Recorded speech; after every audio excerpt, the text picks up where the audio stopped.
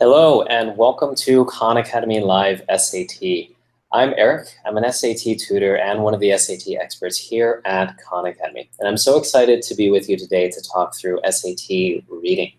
Now, if you've joined one of our past live streams, you'll notice that today's live stream looks a little bit different. And that's because our amazing videographer, Felipe, is out today. But so that means we're using a bit more of a homemade setup. And so you'll actually get to see me switching back and forth a little bit between screens. And so you get a peek behind the scenes. And hopefully there won't be any tech glitches. But if there are, just kind of bear with me and we'll get those resolved. So like I said, today's topic is SAT reading. And so I'm just going to give you a quick overview of what we're going to cover today before we get straight into the content. So time to share my screen here. And so for today, today's class, like I mentioned, the topic is SAT reading, and we're going to cover a lot of different topics here. And next week, we will cover SAT writing, and it'll be at the same time, so Tuesday at 7 p.m. Eastern, 4 p.m. Pacific, and it'll be the third and final part of our series. And last week, in case you missed it, we had an SAT math class. And so if you missed that, don't worry. Just head to our Khan Academy YouTube channel and you can find the recording there. But like I mentioned, today is all about SAT reading, and that's what we're here for. And so I'm going to scroll through and you'll see the schedule for today's class. So the first 10 minutes of class, I'm going to go through two things. The first is the rephrase and predict strategy. And this is a proactive strategy that you can use to tackle SAT reading questions. The second topic I'm going to cover is time management, and I'm going to walk through some of the most common questions I get when it comes to time management and pacing yourself and not running out of time on the SAT reading section. Next up, I'm going to work through a real SAT reading passage together, and then we'll do some Q&A and wrap up at the very end. We'll answer some of your questions, and I'll also share a Khan Academy badge. So I'll stop sharing then for now. And so that's what we have planned for the day. There's a lot to get into, and so let's jump straight into the first reading strategy, which is all about the rephrase and predict strategy. So share my screen again. And so the reason we're talking about this strategy is for a few reasons. And so let's think through these questions and let me know if any of these sound familiar to you. So have you ever read the answer choices in an SAT reading section and thought to yourself, well, all of these look good, and it could be any of them? Or maybe you get it down to two choices, but then pick the wrong one. So maybe you've got it down to A or C, but then you sometimes pick the right one, sometimes pick the wrong one. Or maybe you run out of time in the reading section. And so these things have all, I've definitely experienced all of these things myself, and a lot of students have been in this situation. And so that's why this rephrase and predict strategy can really help address these situations. And so what is this strategy? Well, this strategy is all about coming up with your own answer to reading questions before you look at the answer choices. And this is really important, and the reason you want to hold off on looking at the answer choices is that one, it's lots of information to take in, and two, perhaps most importantly, it can be distracting, and so it can sometimes lead you and influence your interpretation and understanding of the passage before you have a good grasp. And so I like to call this the rabbit hole effect here, and you don't want to be led down the wrong path. And so the two parts to this strategy are, one, to rephrase. And so this involves reading the question, but covering the answer choices. And then if possible, rephrase the question into a how, what, or why question to simplify and make it easier to understand. The next part in this strategy is to predict. And that is, this involves reviewing the relevant parts of the passage and predicting the answer in your own words. And once you have this answer, you can then uncover the answer choices, cross out the choices that don't match, and then select the choice that best matches. And so this converts the SAT reading question into more of a matching question. So if you already have something in mind, it allows you to put these two things, what you have in mind, and compare it with the answer choices that you have on the SAT reading test. And once it's a matching exercise, most students find it easier and faster as well. So we'll get plenty of time to practice this later today, but for now, I'm going to move on to time management, and we're going to work through some of the most common time management questions that I get. And so move your gaze to the bottom of the screen here, and we'll walk through these questions one at a time. So the first question is, should you read the questions or the passage first? And if you have an answer, go ahead and type that in, and feel free to share that with others who are watching the live stream. So should you read the questions or the passage first? Well, I would recommend well, it actually kind of is up to you. So you want to do what works for you.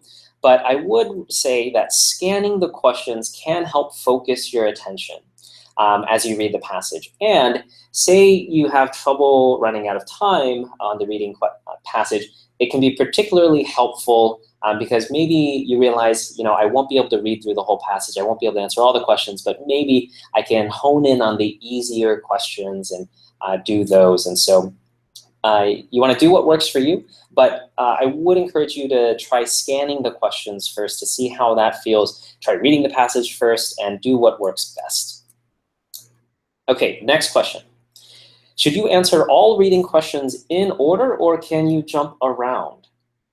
I want to say this is within a passage. So say you have a passage and you have 11 questions. Should you answer all reading questions in order, or can you jump around?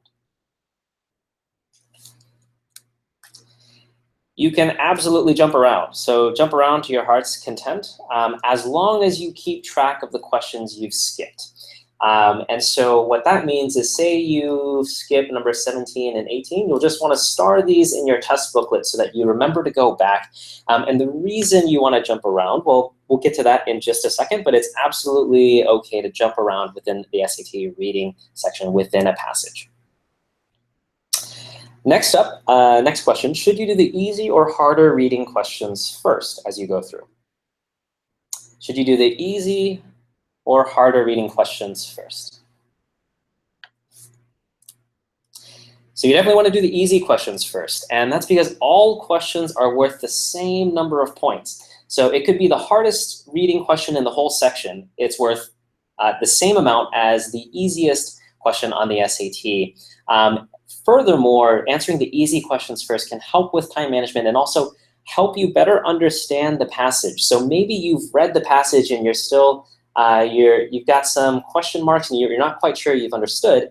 Well, these easier questions can help you break down the passage into its individual parts and then build your understanding of the passage. Now, what do easy questions sometimes look like? Well, easy questions tend to be, now this isn't always the case, but they tend to be more specific. And what I mean by more specific is that they'll have a line reference in them. So line 8 indicates, and so it'll tell you exactly where in the passage you want to look. Whereas the harder questions, and this again doesn't apply in all cases, but harder questions tend to be broader. And they might ask you to compare and contrast. And so those questions tend to take a little bit longer. And so if I have a choice, I tend to leave those for later. OK, so a few more time management questions here. So should you jump between questions for different passages? Jump between questions for different passages. So I'm saying you have passage 1 and passage 2. Is it okay to answer some questions in passage 1 and then some questions in passage 2 and kind of go back and forth? If you have a hunch, go ahead and type that into the comments there. So my recommendation is no. I would not recommend jumping between passages, and you want to do your best to answer all questions related to a passage before moving on. And the reason for that is that switching tends to take your brain a decent amount of time. So in this process of switching back and forth is time consuming. And if you sometimes have trouble finishing the section, you don't want to do anything that's time consuming and takes away your time. So this is different from what I mentioned before. So within a passage, it's okay to jump. Within passage is okay to jump. Okay to jump. Great. Now, final question here. If you're running out of time, should you always guess? If you're running out of time, should you always guess? Answer is yes. You should absolutely always guess because there is no guessing penalty. So even if you have 5 or 10 or however many questions left, always go to your answer sheet and bubble in your best guess, especially if you have a minute left or 30 seconds left. It's always better to guess so that you have a chance at kind of earning that last point. Now, I'll do a quick review of these time management questions, but if you have any questions, go ahead and type those in the comments as I'll be answering a few time management questions shortly. So if you have questions, go ahead and submit them, and I'll get to those in a second. So should you read the questions or the passage first? Again, this is do what works for you, but scanning the questions can help. Should you answer all reading questions in order, or can you jump around? You should absolutely feel free to jump around within a passage. Should you do the easy or harder questions first? You should definitely do the easy questions. Try starting there. It can really help. Can you jump between questions of different passages? No. Should you always guess? Yes. And so that is, those are some of the most common time management questions I get. And for now, I'm going to answer a few time management questions that y'all have. And so I'm going to flip back here, stop screen sharing, got some screenception there. So if you have other time management questions, go ahead and type them into the comments, and I'll work through a few of them before moving on to a real SAT reading passage. So let's take a look. Should you skip certain questions altogether? Now, that's an interesting question. I'd say I would encourage you to scan through all of the questions relating to a passage. And then if you're running particularly low on time and one question just looks like it's going to take a solid 3-4 minutes, then in that case, it's completely fine to say, okay, I'm making a decision. I'm going to skip number 18. And just make sure, like I mentioned, to note that you skip that question so that on your answer sheet, when you're bubbling things in, you don't accidentally miss bubble. So that's probably the most important thing you want to remember when you are skipping questions, is that you want to mark down in your answer sheet where you've skipped these questions so you don't miss bubble anything. But if you're running low on time and you see a question that's going to be really tough and time consuming, it's okay to skip it. Let's see. Better to skim or fully? So is it better to skim or fully read the passage? So that's another great question. And I would say that you'll want to practice that and try a few approaches yourself. So I like to read the whole passage and be pretty active as I go along to mark down what this paragraph is saying, what the author's next point is. But for some people, what they can do is skim through the passage and look through what are called the topic sentences. And that's the first sentence in each paragraph. And that can be a quicker way of gaining some understanding. But I'd say, skimming the passage and hoping to get a large number of the questions right is going to be difficult. At some point, you will need to really read in more detail and understand what the author is saying and their position on the topic. Let's see. What do you do if you don't understand a passage? So there, I would again go back to, there are a few things I'd recommend. One would be to read just the topic sentence of each paragraph to get a broad understanding without getting too detailed. Another approach that I mentioned is to tackle some of the easier questions first. And those easy questions will be more specific to just certain parts of the passage. And if you can digest that smaller part of the passage, it can often build up your understanding so that you understand the author's main point and the broader passage itself. So we'll have more time to answer these questions later, but for now, I want to take some time to work through some real SAT reading questions. But like I mentioned, as I'm working through these questions, if there's something confusing or you want me to answer a question that you have, type in those questions along in the chat. We'll be collecting those questions all throughout, and I'll do some more Q&A at the very end. For now, though, we're going to do a real SAT reading section. and get through as many of those questions as we can so you can see what these strategies look like within the context of a real passage. So let's dive in. Share my screen again. Share. Okay. So like I mentioned, I like to take a look at some of the questions first and just give a quick scan. And I've changed the format here just to make it easier for you to read. But so let's take a scan through these questions. What main effect do the phrases paradigm shift and tilt that equation have on the meaning of the passage? So that's interesting. We've got line 8 here and line 48 and 49. Actually, I'm going to bring this back in here. So paradigm shift line 8, tilt that equation. So this one is specific, but it also has 2 parts of the passage that I need to look at. So it might take a little bit of time. Based on the passage, what is the significance of Jeffrey Bada's experiment? So Bada is a name I want to pay attention to. According to the passage, the main problem with the Miller-Urey experiment, so another name I want to pay attention to. And then I've got 2 pretty specific ones here, line 29 and line 44, about more vocabulary and words in context. Then we've got main objection to Badu's conclusion, and then which choice provides the best evidence. So here, just from scanning these questions, I've honed in on a few important parts of the passage that I want to look at. So line 8, line 48. I have some names that I want to pay attention to. So Bada, Miller-Urey. And then from this question, I've picked up that there's some back and forth here. So there's some back and forth here, but it sounds like between scientists, since we're talking about conclusions and experiments. And so I want to look at the kind of arguments that are being made here.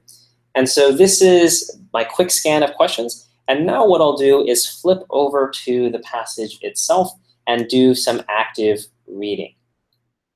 And don't worry, we'll go back to the questions in a sec. But hopefully you can see this clearly. And what I mean by active reading is that I will be underlining and boxing and making comments and checks and happy faces and smiley faces along the way to help me understand as I'm going through. And so I'll start with the blurb here. And so this is the blurb. So this passage is excerpted from Douglas Fox, Primordial Soups on Scientists Repeat Evolution's Most Famous Experiments, so by Scientific American. So again, it's just a science passage. So let's take a read. A Frankenstein-esque contraption of glass bulbs and crackling electrodes has produced yet another revelation about the origin of life. Okay, so that's my introduction. We're talking about the origin of life. The results suggest that Earth's early atmosphere could have produced chemicals necessary for life, contradicting the view that life's building blocks had to come from comets and meteors. So this is what's called a topic sentence in the paragraph, and so it tells me a lot about what is going to be ahead in the paragraph. And what I've gleaned from this is that Earth might have had the chemicals necessary for life, and we have a but word here, so contradicting the view that life's building blocks had to come from comets, and so that's important. I like to circle these contrasting kind of hold on but not yet words. So maybe we're over optimistic, but I think this is a paradigm shift. Okay, so that was that line 8 word there. Says chemist Jeffrey Bada, whose team performed the experiment at the Scripps Institute of Oceanography in La Jolla, California. Bada was revisiting the famous experiment first done by his mentor, chemist Stanley Miller. Okay, so Miller, that was a name that I wanted to pay attention to. So I've got Miller and Urey. Used a sparking device to mimic a lightning storm.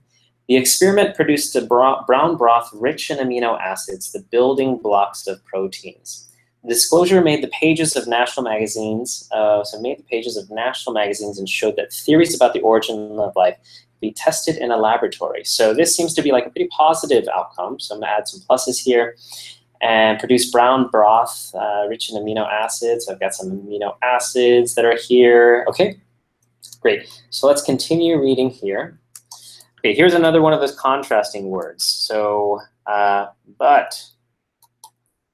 Anytime that comes up, it's usually worth paying attention to. The Miller-Urey results were later questioned. It turns out that the gases he used, a reactive mixture of methane and ammonia, did not exist in large amounts on early Earth. Scientists now believe the primeval atmosphere contained an inert mix of carbon dioxide and nitrogen, a change that made a world of difference. Okay, so just to recap here in the passage, we have experiment by Bada up here. So this is Bada. And then we have Miller here. And so initially we're feeling pretty happy, but then now we're feeling sad. So change made a world of difference. Well, I don't know that it's sad yet, but I'll just, there's definitely a shift happening here.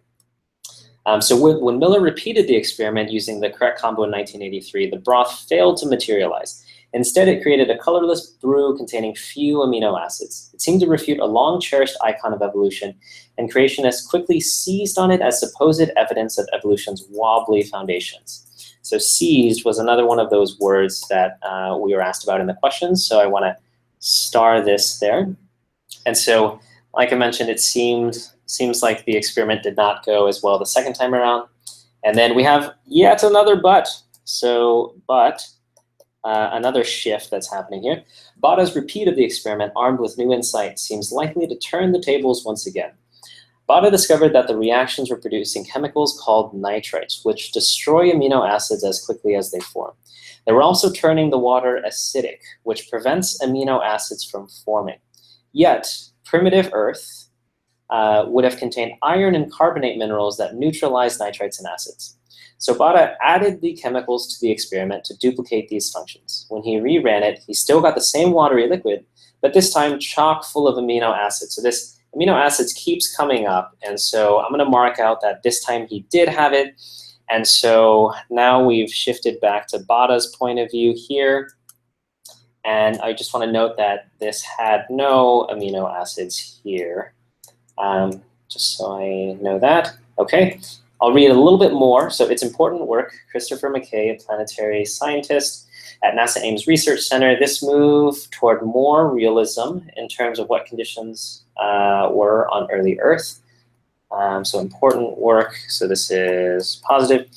Most researchers believe that the origin of life depended heavily on chemicals delivered to Earth by comets and meteorites. But if the new work holds up, it could tilt that equation. So that is another one of the questions that we were asked. He's an astrobiologist at Princeton. That would be a terrific result for understanding the origin of life and for understanding the prospects for life elsewhere. Okay, and a little bit more but, another but, lots of buts. James Ferris, a prebiotic chemist at Rensselaer Polytechnic, doubts that atmospheric electricity, so not yet, there's a bit of a hold on tone here, could have been the only source of organic molecules. You get a fair amount of amino acids. What you don't get are things like the building blocks of nucleic acids. Meteors, comets, or primordial ponds would still need to provide these molecules. So Bada's experiment could have implications for life on Mars because the red planet may have been swaddled in nitrogen and carbon dioxide early in its life. Bada intends to test this extrapolation by doing experiments with lower pressure mixes of those gases. Okay. So that was a lot of information, but as I zoom out, don't worry about trying to read it right now. I just want you to look at how many underlining, how much I've underlined, how much I've boxed, and how much I've annotated this passage. And that it takes some time, but as you practice more and more, you'll get faster at reading while annotating. And what this annotation does is make it easier for you to find the relevant information once you go through the questions. So now I've done that, and now I'm going to bring up the actual questions, and we're going to step through these one by one. So I'm zooming in, making sure you can read it here. So what main effect do the phrases paradigm shift line 8 and tilt that equation have on the meaning of the passage? So paradigm shift in line 8, I'm going to change colors here. Paradigm shift in line 8. And so let's take a read here before we jump to lines 48 to 49. So you'll notice I haven't looked at any of these answer choices. I've gone straight from the question to the passage, and that this is all about coming up with your own answer before you look at the answer choices. So let's see, let's read some of the context along here. So maybe we're over-optimistic, but I think this is a paradigm shift. Contradicting the view, so paradigm shift. Shift usually means that there's a change going on. So it sounds like there's a change in our thinking. And then lines 48 to 49 tilt that equation. Lines 48 to 49 here. Oh, so here I've starred this. And so most researchers believe that origin of life depended on chemicals.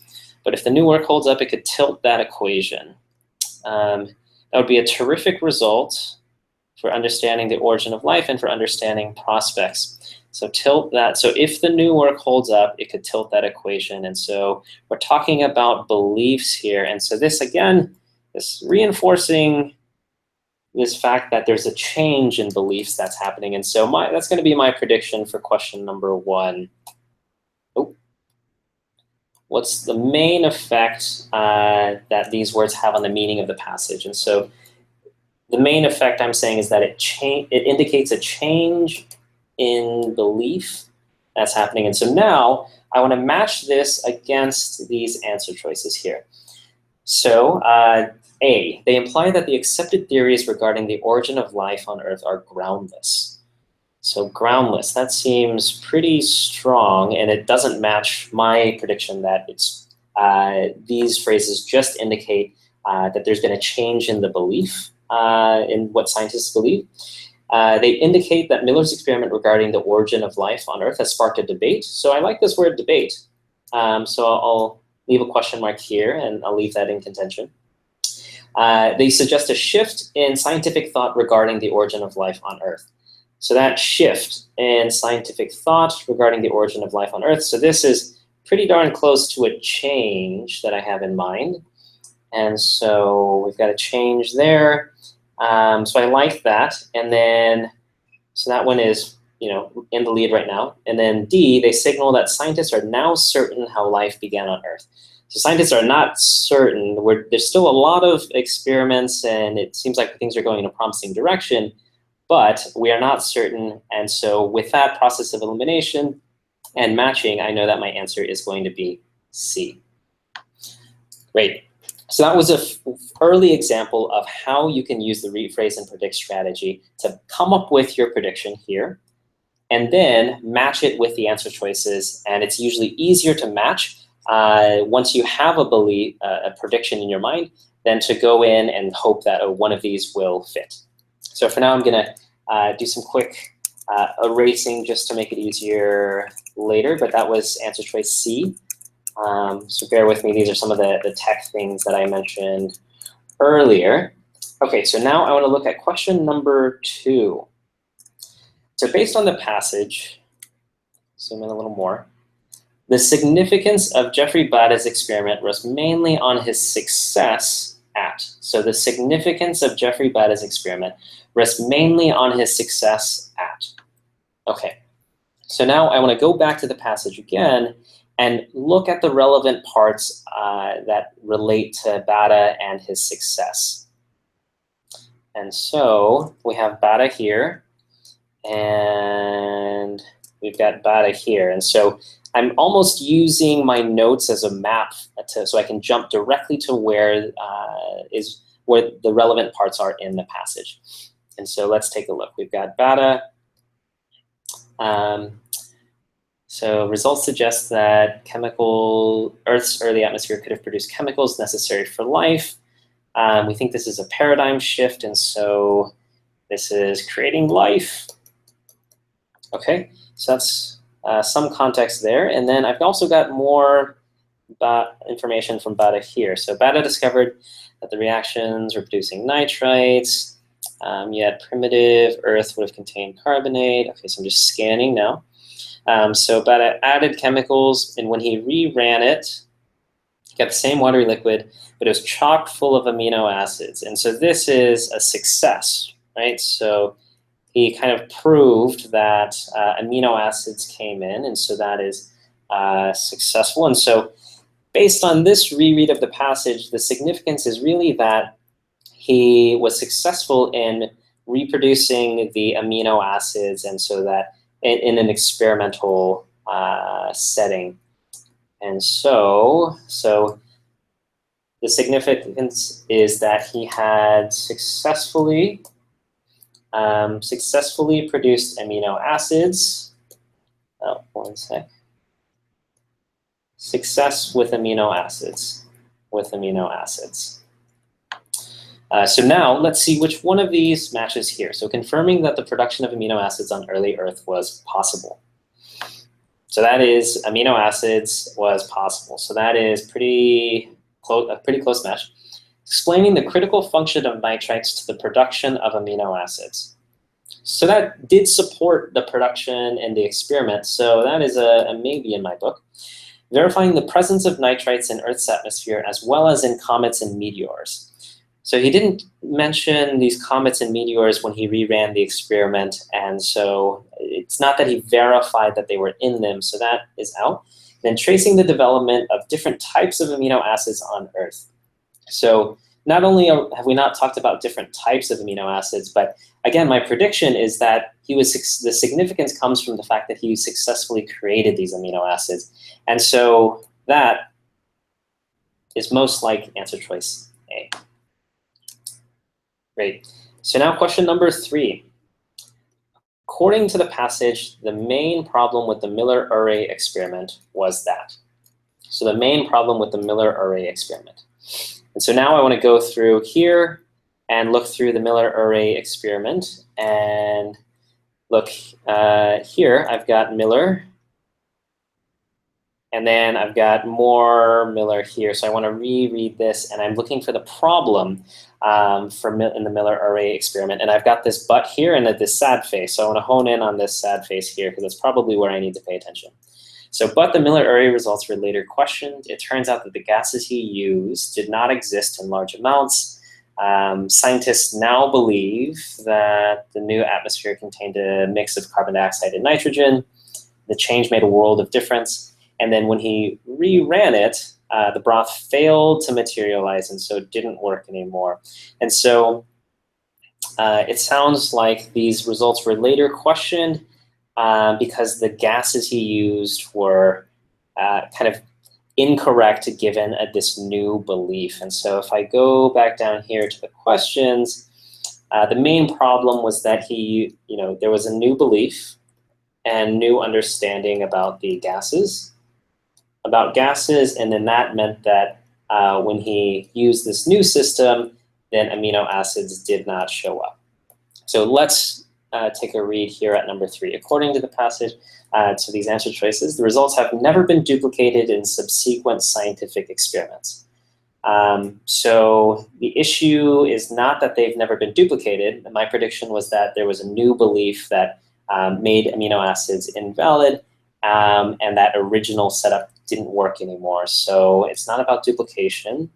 The discovery of new evidence invalidated the method of analysis. So new evidence is pretty much syncs with new belief there. It's similar to belief. And so invalidated the method of analysis. And so, yep, it meant that his original experiment didn't work. So that is pretty close. And then the conclusion neglected to account for the ambiguous nature of the results. Neglected to account for the ambiguous nature of the results. Nope, again, it's not matching my prediction around the new belief, and so I can cross that out there. Then the research methods used in the study were ineffective in a laboratory setting. So this one also feels close. The research methods used in the study were ineffective in a laboratory setting. And so now we are at that age-old crossroads of having 2 answer choices left, B or D. So which one do we think it is? So maybe you suggested a few things in the passage or in the chat, but what I like to do is go back to the passage and look at the evidence, because the correct answer, when it comes down to 50-50 things like this, will always be supported by more evidence in the passage. So the main problem with the Miller-Urey experiment, and that's going to be up here, is so the results were later questioned. There was this new belief, and the change made a world of difference. And so rerunning it meant that he no longer got the results he wanted. And so, to me, the new belief is really what makes it for me. And there's more evidence to support this in the passage. So the discovery of new evidence invalidated his original experiment that you see up here. And so answer is going to be B. And because we just did that, which choice best supports the answer to the previous question? Which choice best supports the answer to the previous question? Well, we just looked at that up here. And so this is really where we want to pay attention. It turns out that the gases he used did not exist, and scientists now believe. And so let's see which answer choice matches that. It turns out, bingo. So there's our answer. And that was exactly the text we used. So it turns out that the gases he used did not exist in large amounts in early Earth.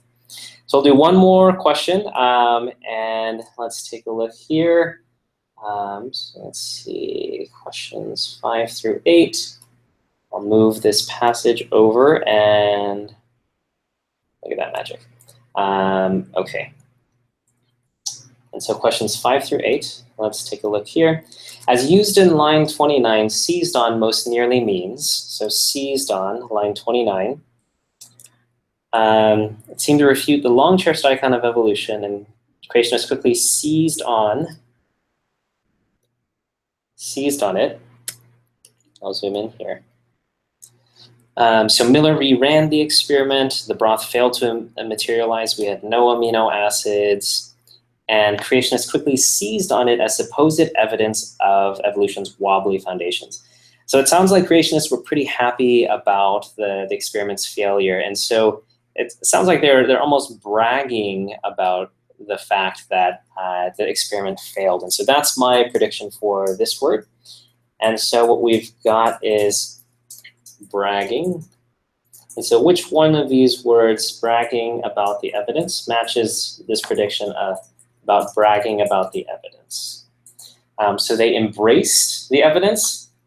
That is not the same connotation or meaning as bragging. Took advantage of the evidence.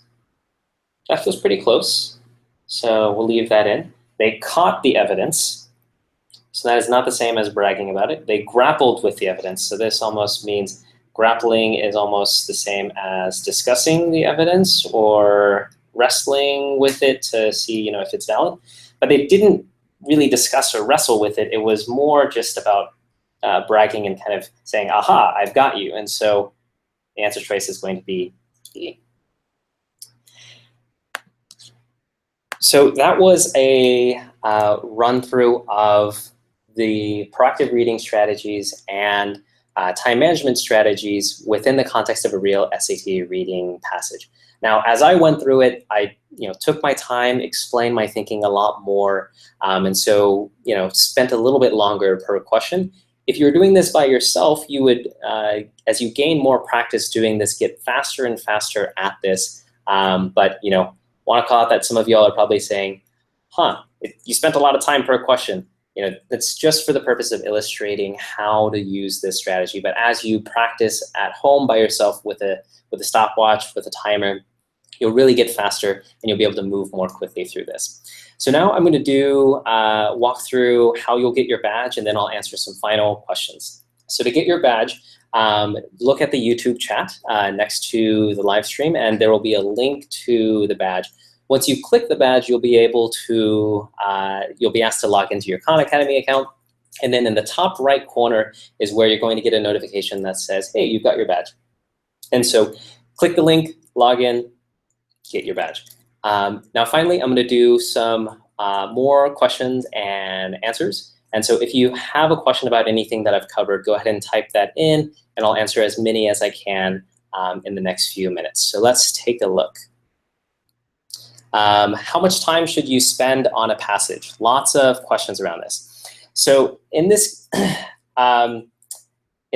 case, I would say a few things. So within the reading section, there are a handful of passages. And not only, what I would encourage you to do first is actually look through the passages and say there, and focus on the one that maybe looks the easiest and prioritize the easier ones over the hard ones. And so that'll let you, one, just focus your time on the passages that look the easiest and most understandable. But then I would just do the math. And so you'll know that a reading section, I think, is, I don't want to misquote this, but so look at how much total time there is per in the whole reading section. Divide by the total number of reading questions. Since there are 11 questions per passage, that should help you get an idea of how much time to spend on each individual one. And so just do the division, and that would be a good goal to aim for.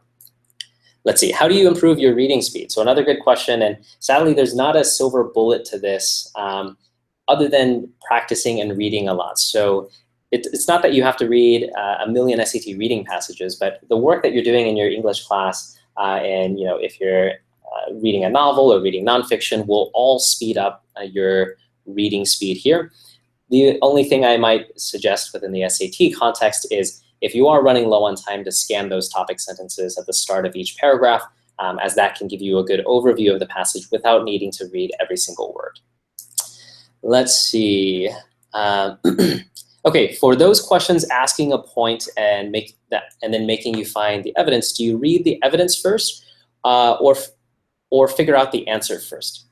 So I would strongly encourage that you figure out the answer first. And what that does is that what that will force you to do is to go back into the passage to the parts that are relevant for the question, evaluate the evidence yourself first, and then as you come up with your prediction for the right answer, you naturally make the connection, and you'll say in your head, well, I think it's, the author's point is this because of this line right here. And the power comes from when you can say, it's because of this line right here. And when you combine those, you have not only the answer to the first question, but the because part, as you're saying it in your head, is the evidence and the answer to that second part of the question. Let's see. How do you practice reading comprehension? So I would say there are the practice sections within Official SAT Practice on Khan Academy are a great way to do it. And so as you practice, those sections have 11 questions each, very similar to what you'll see on the SAT, the real SAT reading section. And I would just have a timer there so that you're simulating the time pressure of that you'll actually experience, and work through it at a good speed, and try and make sure you're doing it within the time frame.